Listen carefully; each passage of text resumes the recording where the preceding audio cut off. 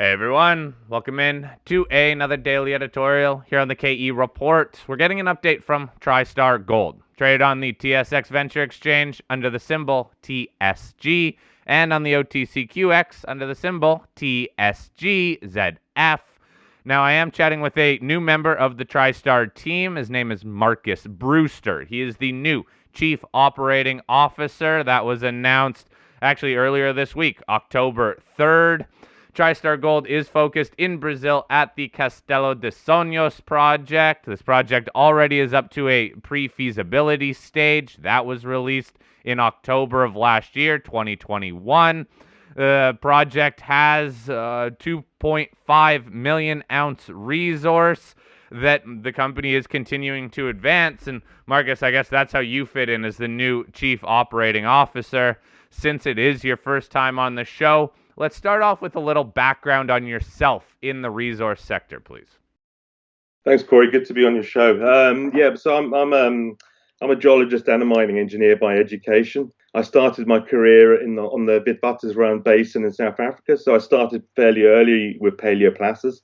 That was all underground, and then Goldfields were looking for some volunteers to go up to their new Tarkwa mine, which was their first offshore mining operation, and they bought an underground paleoplacer operation, and we're looking at opening a large open pit operation, and I basically joined the team that pioneered the selective mining process for that. As well as mining, I was involved in exploration there as well.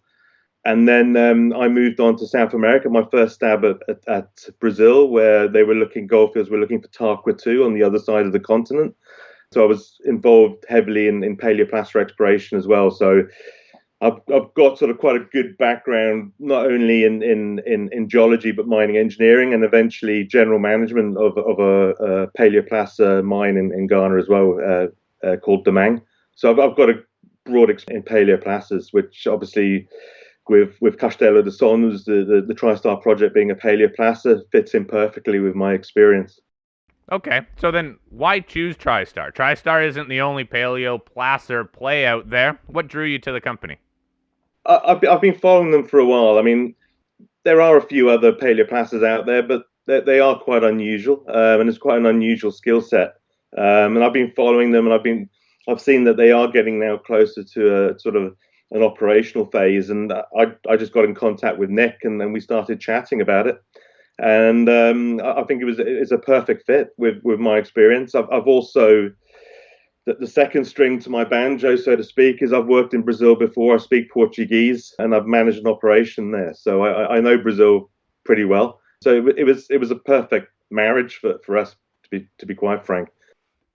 Now, can you give us an assessment of this Castelo de Sonhos project? You've worked in the sector for a while. You've worked on other paleoplacer projects. You even worked in Brazil.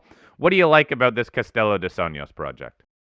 I was on site about a month ago. I went to meet Nick out there and have a look around and have a look at the project. And to be honest with you, when I was walking across Esperança South and looking at the conglomerates there, I could have closed my eyes and been in Ghana, to be quite honest with you. The conglomerates are very, very similar to those that I've mined in Ghana, especially very similar to what I've seen in Damang in particular. The Star Reef in Damang look very, very similar to what I saw at Castelo de Sonhos.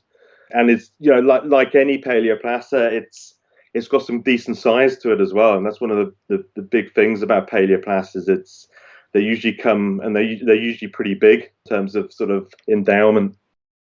Now, as I mentioned on the onset, this project is already up to a pre-feasibility stage. When it comes to your work on the project and continuing to de-risk, what are you going to be focused on? Is it having a relook at this PFS, tweaking different aspects of it, or is it simply moving forward into a full-on feasibility? Simply moving forward. The PFS I've looked at the PFS quite closely, and they've done a really good job of it. There's some things that can be tweaked because mining paleoplacer is a little different to mining other things, other sort of deposits in an open pit environment. But the next steps, as your viewers will probably know, or listeners will probably know, that the environmental permit has been lodged. So it's a matter of pushing that and getting ready for the next steps. but also starting the bankable feasibility study and the final feasibility study, and making sure we're taking things that we've learned in the PFS forward into that, and making it the best it can be, and just getting ready for a production decision or a construction decision further on down the line. Now, in this global mining environment, I think we all know just how challenging these markets have been, and also how much inflation comes into everyone's mind when you talk about developing or building an asset.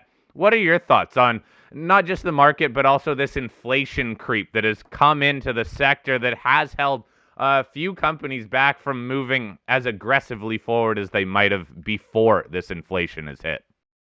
Yeah, it is, like you said, it is a problem. I know companies primarily in the Africa sector that are really struggling to get their projects across the line because of inflationary pressures. However, I think Brazil is probably at the lower end of the inflationary scale. I think the last numbers I saw were just under 6% inflation, which is pretty good on a global scale. So I think it's weathering the storm. If you believe those numbers, is weathering the storm quite well. But it's something we will take into account as we go forward. Now, when you're in Brazil and you do have that history there, what's the labor force like if you do decide to move forward and go through with the build? No, there's an exceptionally deep talent pool there. Even despite all the other projects coming online, there's a good pool of talent. I've got a very strong network there of people that I've worked with before who've already said they'd be willing to sort of get back involved in the team Brewster, as it were. The team on site is exceptional. That's one of the things, the most things I was impressed about, to be honest with you, is the team on site and the team in the United States as well. It's a very close relationship, and they're all heavily bought into the project, which is something that struck me immediately. They're all big believers. Okay, well, that's encouraging. So then, I guess overall, Marcus, what is on your plate? What's some of the near-term work that you need to get done here? Understanding, too, that this is still a process. Moving a project, just even from pre-feas into feasibility, then into a construction decision, it takes time. But what's first and foremost on your plate?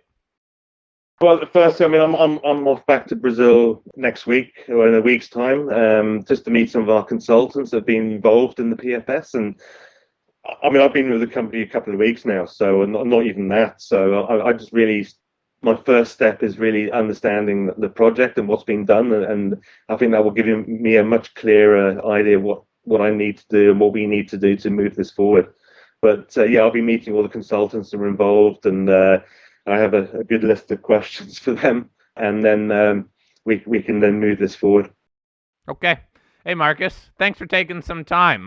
Welcome to the team at TriStar Gold, and I look forward to staying up to date with you as we get maybe some more news, and when you do talk to the COO, like somebody like you in this development play, I think it's critical to understand how you see this moving forward. So I'm sure we'll be chatting again, but I do appreciate this really initial introduction to you and what you like about TriStar Gold. So, Marcus, thank you again for your time. We'll chat again soon. I hope you have a great rest of your week. Thank you, Corey. You too. Nice to chat.